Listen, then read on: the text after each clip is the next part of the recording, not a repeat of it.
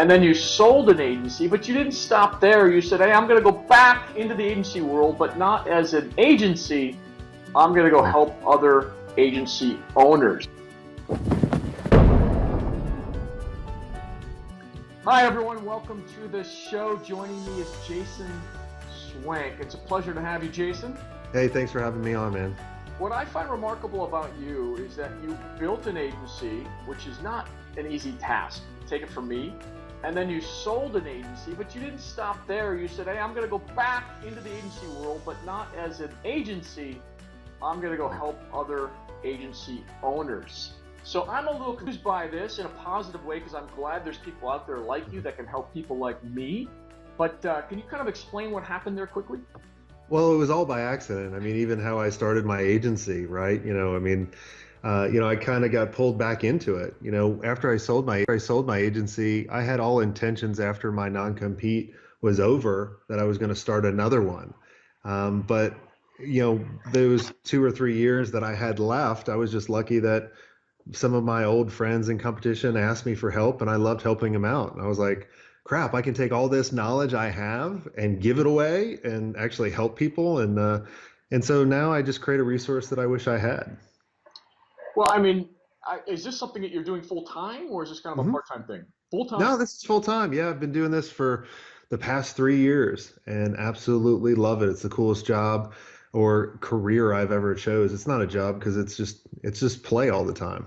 It's just there's people I know of many others that are doing it. I mean, actually, there's a lot of people like us that are talking to marketers about how to become better marketers, but how to become a better agency, which I haven't found a good playbook out there until we stumbled upon you, which is why we called found a good playbook out there until we stumbled upon you, which is why we called you and wanted you to get to come on the show and talk about some of these things.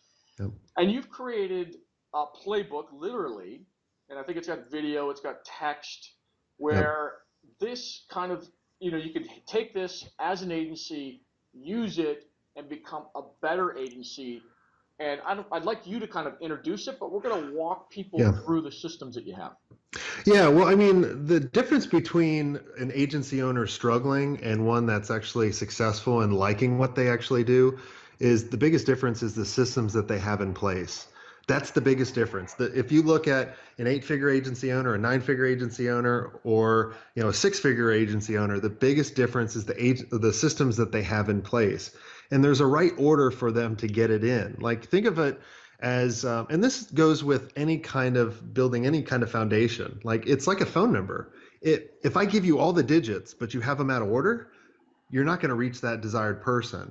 And so you have to do the foundation right. Because so many agencies, they go, hey, I'm really good at something. Someone offered me money. Like, how I got my start was one of my friends looked like Justin Timberlake, and I designed a website called In Shit, and it got really popular. And then people offered me to design a website for them. So I had no idea where I was going to go. So I was like, oh, let me see if I can market better. But I didn't have the foundation in order to build on it. So that's why after I sold my agency, I started looking at what was the framework and what was the process that we used if I had to recreate it all over again. And so, the first system really is clarity. So going back to my example of, the In Shit website, right? I had no idea what I wanted to build. So I didn't know where I wanted to go. I didn't know what to say no to. I didn't know what type of audience I was going after and what their problems were. So I needed to get clarity, and I needed to create that vision that I could share with my team. Because if you don't share the right team or the right vision with the right team, then they're going to make decisions based on what's best for them versus the agency. So you have to have clarity. Make sense? How do you discover your clarity, though? I mean, is it something you're good at? What is it that you have to do? Yeah, no one could tell you what you need to do on that. It's really comes down to 2 things. What do you really know really, really well that you can help out the market? And then what are you passionate about? Because if you don't know anything about it, then you're not going to help out the market. And if you're not passionate, you hate it, then you're not going to enjoy it, and then you're not going to do it. Because building a business, especially building an agency, is very hard. If you don't put those 2 things together, you're screwed. And most people skip those things, and then they kind of look back at them years later. So like most of the people I work with are seasoned. They've been doing it for a long time, but now they're at a plateau.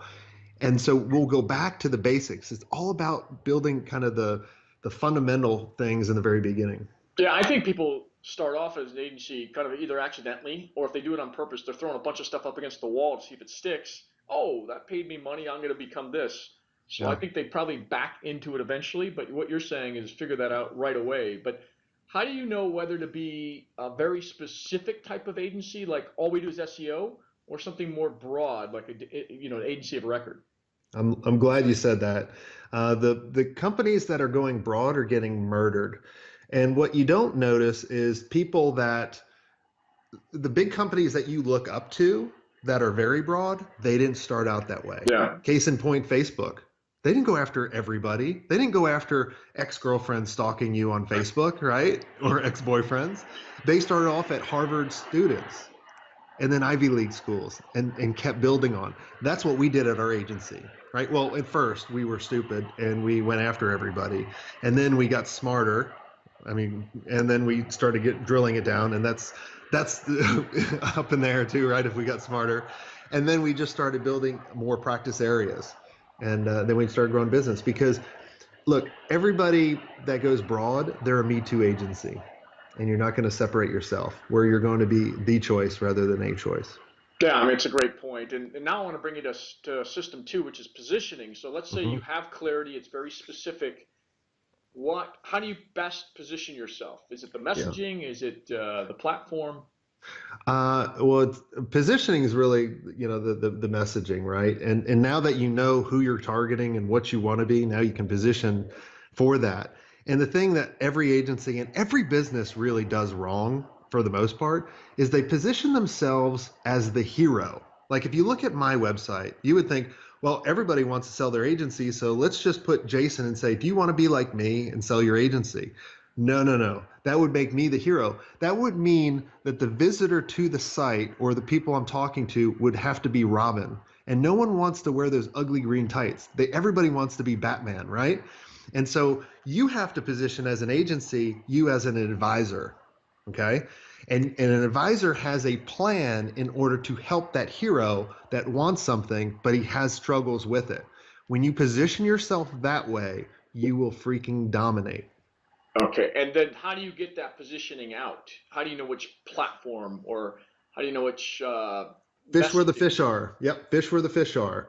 That's why in clarity you have to figure out who am I going after and really drill down and understand what are their biggest desires, what are their problems, both and what are the problems making them feel. Like when I look at agency owners, I go, all right, well, you struggle with a lack of knowledge of what to do next, which is making you feel like you're isolated, alone, and unclear, right? I mean, nailed it right on the head. I know it because that's how I felt. And so then I can market to them. And the other thing is I can, now that I know my audience, I can market to where they're at or create communities to bring them together. Well, I think it's wonderful. Well said. I didn't start off this way with our company. It's taken me a little bit. I think we do have the first three steps. Let's go to step four, which is prospecting. So now that you've Well, defined it, yep. first three steps. How do you prospect? Well, the third one, we skipped a number. Oh, I'm sorry, offering. That's That's all right. right. So the third one is offering, right? You have to figure out what you're offering and offer the right thing. Too many businesses pitch marriage right off the bat. And, if I went up to my wife right off the bat, she would definitely say no, right? And It if took she said yes, she probably wasn't. She run wasn't the away. right person for you. Yeah, I must have drugged her or something, right? But yeah, so you have to figure out what's the right offer and at the right price. I lost many deals. I remember going into a big client once that I didn't know they were big and went in this big boardroom and looked around and pitched a $20,000 website. Well, they laughed at it. Well, the company was Berkshire Hathaway. They were expecting like a $300,000, $200,000 website. So you got to figure out what you're offering at the right price. I mean, that doesn't sound easy though. Is there any, quick solution to that? I mean, you look at the revenue and then you decide how to price it. That doesn't seem right. Couple things. What are you talking about for what Well, if you for were like the pitching Berkshire Hathaway? Berkshire Hathaway versus a smaller company. hmm Yeah, so well, you have to figure out their budget first, right? And I'll talk about that in the sales part. Okay. Um, but the two things that you need to do in the offering is figure out like your core service and then start thinking about how can you slice that off and slice off many slivers. So like what I would do is build like what I call the offer ladder, right? So I have the foot in the door offer, which is like an audit, right? Like a paid audit. And then that leads to a paid engagement. And then that paid engagement leads to like a retainer. Okay. And then what I would do is I would put that into a spreadsheet and saying, how many of these deals do I need to sell at what price? And does this get me to my end goal of the revenue that I want for the year? Yeah, that's great advice. That's great advice, Jason. Let's go to prospecting. So Yep. once you have that figured out, you know how many deals you make. Are you working backwards from a funnel type of a view? Well, you have to build kind of three different kind of pillars in order to start building that predictable pipeline, right? You have to have an inbound strategy, an outbound strategy, and a strategic partnership strategy. Because if two of them go down, you still got one. I almost held up one finger, right? The middle one. That would have been bad for, right? Ah, there you go. If But you're emphasizing a point, maybe not. there you go. But I guess you could blur it out with the thing tracking my finger around. But yeah, so you need those different three pillars. And the thing is you need to know who your audience is and put out helpful information. I mean, put out your best stuff. All the agencies hide their best stuff, right? And so, and that's on the inbound. And then on the outbound, pick up the freaking phone, call people. Don't have a telemarketing company. If you have a telemarketing company, I'm going to come right through this video or audio and just grab you and string you along because they're just a waste of time. You have to do research when you're calling these people. And then on the strategic partnership route, it is, finding that technology company or someone else going after your market that complements you. And it's not a referral partner. Yeah, it's a true partnership. Got it. Okay, sales, System 5 sales. Sales, yes. So the first part goes back to my example with Berkshire Hathaway. Ask them their freaking budget, right? If you can't figure out the budget, then I got a tool, I got a trick for you, gets it every time. Just be like, cool, I love working with people that don't have a budget, so we can spend all kinds of money and see what's working out. Then I briefly pause and look at their awkward face and say, oh, so you do have a budget. And then I act as a reverse auctioneer and I say, all right, so are you trying to stay around 200,000, 100,000, 80? Start high, go low. Start really high, and then you figure out a range. Yeah. Um, What do you do with the company that thinks that they should spend $500 on, some kind of a promotional campaign, and when you are thinking, no, this is more like $25,000, you're asking for a microsite, an influencer, and all this paid media. I mean, how do you just skip those people, or you just yeah. kind of educate them on, no, this is a lot more. Well, yeah. So the biggest thing when you're in sales is you have to qualify them. You're qualifying them to make sure they're going to be the right client. Because I have a motto: there's no bad agency client. There's only a bad prospect or a bad process. And right now, they're probably a bad prospect. So you want to make sure you avoid, like I did a video with Darth Vader interviewing me on the phone of saying like, I want the Death Star for free, right? And like he's holding up his hand going like, lack of budget is disturbing, right? So like you want to make sure you're taking on the right people. And that's why you want to qualify them. And yeah, if they're not right, move on. Don't just take on, any kind of business. The reason why you're building all of these foundations in the right order is so you build and you get the right people and you're not taking on the Darth Vaders of the world. All right, that's great. How about delivery? Let's go to System 6, delivery. Yeah. So many agencies fail at this. They're really good at getting clients and marketing, but then they suck at delivering. So you got to systemize your process so you avoid what I call the profit leaks, right? And that's undercharging, over delivering, doing everything for the client. Like every agency I talk to, if you say you're too busy to do your own damn website, you're not charging enough. Right? That should be the telltale sign. And every agency I talk to, they're not charging enough, which drives me crazy. Or they don't have a process in place in order to stop all the requests. So come up with like approval documents for each part of the process that you have, right? Like if literally all of you guys have heard it, running an agency and doing any project, they'll approve something and you'll start going on to the next and they're like, oh wait, it all changed. Yeah. We got to start all over. And you would do it. I'm coming Right. through the video again. I'm going to strangle you, right? So don't do it. Have a process. Okay, and that process would be no client. If we redo this, we're going to have to charge you X, Y, or Z, right? Big time. Or what you could do on the smaller items, do a $0 change order, which physically you do a change order. You say it's going to take $400 or whatever, 5,000. Or most of the time it's going to be a couple hundred because it's small. Bigger items, I would be like, no, I'm charging you. So on the little items, I'd be like, well, it's normally 400, but I'm going to cross it out and I'm going to physically make them sign it. And back in the day, I used to make them fax it to us because, like, Fact. right? Like, what's that? Or a telegraph, I guess. We would Right. do a telegraph, right? And they would fax it back to us so they remember it. So then when they came back for the big things, I would be like, oh, you remember I gave you 5 things already. Like I was holding my back pocket. I like it. I like it. This is great advice, and I know just by looking at your playbook and starting to review it that there's a lot more things that you're going to want if you download and get his playbook. Let's go to number 7, operations. Yeah, it's all about who to hire and when to hire at the right time and creating that org chart and also increasing your cash flow, right? So it's just making sure you have systems in place for everything within the organization, from billing, how are you going to do your billing? How are you going to do collections? How are you doing your onboarding? How are you all of it? You just need to now when you're starting out or when you're looking at your company, don't get overwhelmed by all the things I'm saying. Start with one. Yeah. Right? And just go through that and you can systemize that. And then the last one is just leadership, right? You need to transform yourself from an owner, which is doing everything, right? And like cleaning the toilets and all that the stuff we don't need to be doing. And you need to transform to an agency CEO. And there's a couple roles. And the biggest thing is look, as a leader, you need to give your team structure and flexibility and creativity for them in order to do their job. So the biggest thing that you need to do is do the vision and direction, share that with your team, be the front face person of your agency or of your brand. And people are like, well, then everybody coming to me. Bull.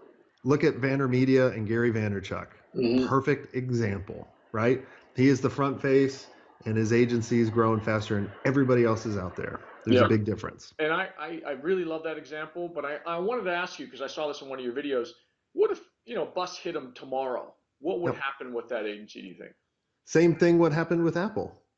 Still going on, right? So they But have he's the all the life. He's on the camera every single day. He's doing an amazing job.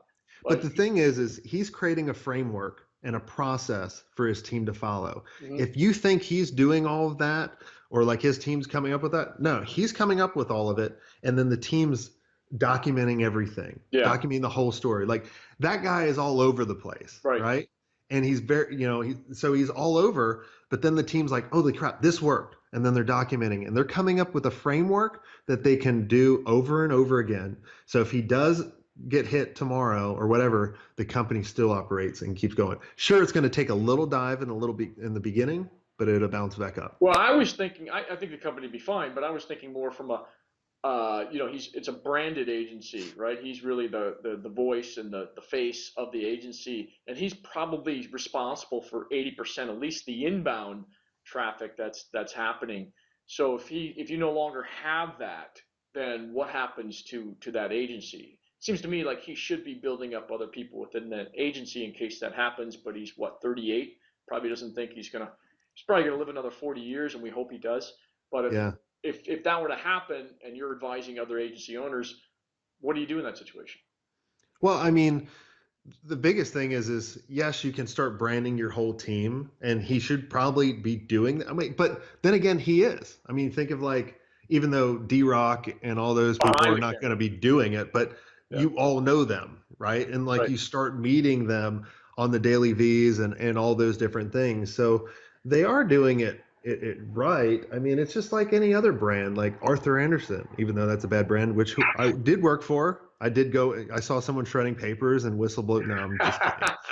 But Another story for another day. yeah. All right, one last question, then we'll wrap things up. So, what your program here, right? Hmm? Your 8 systems.